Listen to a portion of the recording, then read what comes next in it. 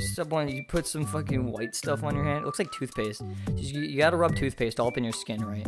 Because when you cosplay, it's gotta be all super minty fresh. And then you rub some little caramel chocolate, and you put it on this like walnut looking ass thing, right? And you fucking rub that in there and get it all nice, because you gotta have your skin be very natural. And people don't know this, but toothpaste can be used for your skin as well as chocolate sauce. And then you take baby powder and you put it on your face, because we're all babies at heart. We're just a bunch of babies in large human skeletal structures. And then you take a paintbrush, right, and you paint this chocolate powder all over up in your eyebrows, and you put it in your eyebrows a bunch. You just keep going and going and going and going. Really fucking, how much do you need? Why do you need that much emphasis on your you look like fucking, what do you do? Well, and then you take some white, because you need some vanilla to your chocolate swirl ice cream cone to make it all nice and flavorful. And then you take some Cherry Garcia. See, this is Ben & Jerry's makeup line that they never released. Ed's very crafty, and she'll do anything. But here's some bubblegum juice, and you take the bubblegum juice, right, and you put it in the corner of your eye. And then you take the black little painty thing and you engrave lines into your face.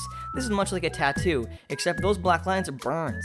Ed will go to very, very, very terrifying lengths for cosplay, and it's kind of concerning. We should tell her to stop. You take a little eyebrow pencil and you literally draw lines that look like mayonnaise underneath your eyes to make it look like the opposite of bags under your eyes, so it's like you get too much sleep. And then you take the engraving thing and you like burn the underneath area, so it also looks like you kind of didn't get sleep. And then you take this weird thing, it's like hair styling for your eyelashes, and you just kind of force it. Oh, and then you take the Ben & Jerry's second flavor rama, and you draw bubblegum blitz into your eyeballs, and then you take a slightly small engraving tool to make little tiny lines that let your cosplay gills breathe, because as we know, cosplayers are part fish. And then you just kind of look at yourself for a second, because you need to kind of evaluate your life choices. And then you take fake eyelashes, right, and you literally glue them on top of your eyes, because when you commit to cosplay, you commit for life, and you can never ever change. And then you take the paintbrush and you paint little parts in your nose. Was that Applejack? And then you paint. What? It's not doing anything. What are you doing? Okay. So yeah, you paint your face like Bob Ross, all nice, and then you take the brown stuff, right? And then you just make your face look nice and tan, like you've been out in the sun. Because then I think, what was that butterfly?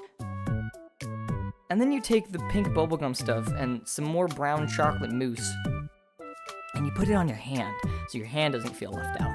And you put more on your nose to make it look like you've been in the sun, because as we know, cosplayers don't go out into the sun very much. I know from experience. And then you take the little lip glue to glue your lips shut, because cosplayers, they cannot talk. They are only the character that they present in body, not in mind or in speech. So the role of Sahara will now be given to Maho. Ed can no longer voice act. And then you brush your hair and then put on a pirate bandana and prepare to sail the 7 seas. But not before putting on your fake hair. There it is, or hair it is. And then you take your bow and you take your little headband that nobody would ever wear in real life, and your flower petal, and then you put on your furry collar and you become Tenko Chabashira. I hated that.